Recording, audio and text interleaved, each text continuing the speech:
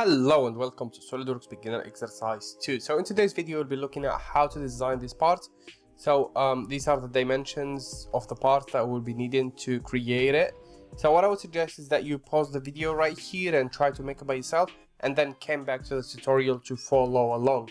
Without further ado, let's jump into the design. So what you're looking at here is the end result of the part that we'll be designing, and now let's create it. So to create this part, go to New, click on OK, and then click on Parts. So we will start off by designing the outer shape of the part, and then we'll dive into the details. So a good way of doing it is just to visualize how your design would look like, and just to try to minimize the steps as much as possible. But of course, in this tutorial, I will make it as simple as possible and as easy as possible. So just follow along.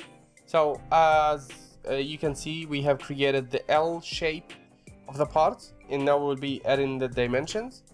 So the length is 160, and then this dimension is 80, and then of course this one is 20. So let's make it equal. Click on this line and click on this line, Control of course, and then make them equal, both of them, right? So once you're good, go to Feature and go to Extruded Boss. So one thing here is that you have to select the midplane, because we will be creating our details in the middle.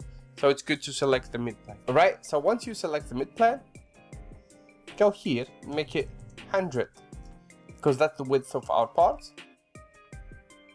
Once you're good, click on OK.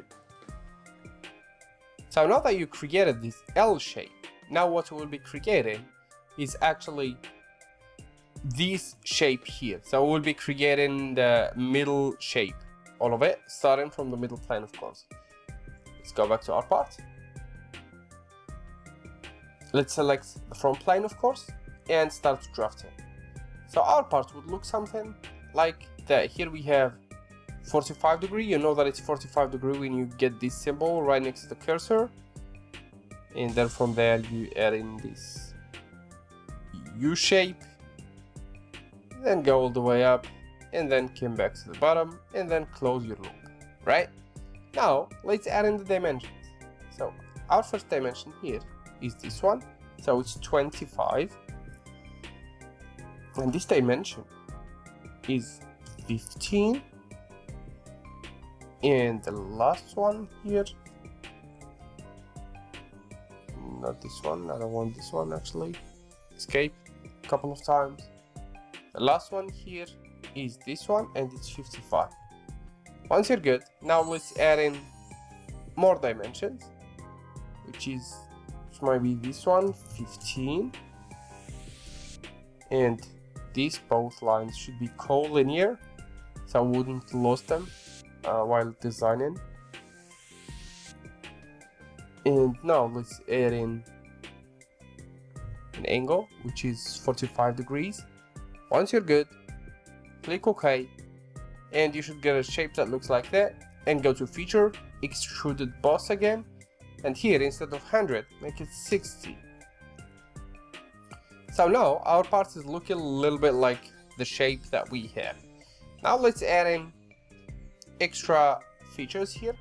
So let's go to Sketch, select this face of course, and go to Sketch. Let's create a circle, and let's make it tangent here, tangent to this one. Click on Control and then select the circle, and again make it tangent. Let's create a center line here, just to make sure that our circle is not moving around, and then make it coincident. Right, once you're good, add in another circle. So this circle would be the middle circle, which is 30 millimeters. All right, now let's actually add in the external sketch. What I want to do here is I want to actually use the external sketch to cut the shape of our part. Now let's go to Extruded Cut, click on these two zones, and this circle as well. So you should get something that looks like that. Now let's go to mid plane and remove it and make it up to surface. Just click on the surface. You should normally get something that looks exactly like that. So once you get that, you are halfway there. Let's make this hole through all our parts. Select this face again, go to sketch, and go to convert entities. Let's convert this entity here. I've actually accidentally converted the external entities that we don't want. Once you converted this one, go to feature, go to extruded cut, and make it through all. Once you're done, then you should be good for this top part. Now let's add in fillets and holes. So the fillets that we'll be adding are here on the sides. Let's go to fillets. It's actually 20 radius. Click on this one, click on this one, click on this one, and this one as well. Once you're good, click on OK, and you should get a part that looks like that. Now let's add in the holes. So select this face, go to hole wizard, and go to hole, ISO, drill size, and here make it 60 through all, right? Go to position, and something here that you can do actually that would make your life easier is that you get close to this fillet, and then you would get this kind of center point that shows up. Just go to it and click on it. Then you should get a fully defined sketch, because this center point actually is this point gets coincident to the center point. One thing that we can add here is actually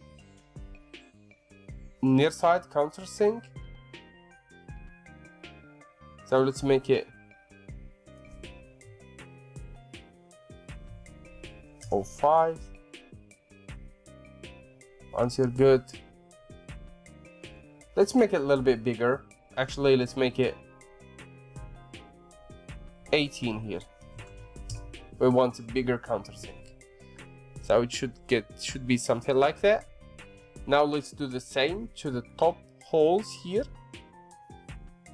Go to hole wizard, hole again, keep the same parameter and same everything. Just hover over the fillet. You should get this point here.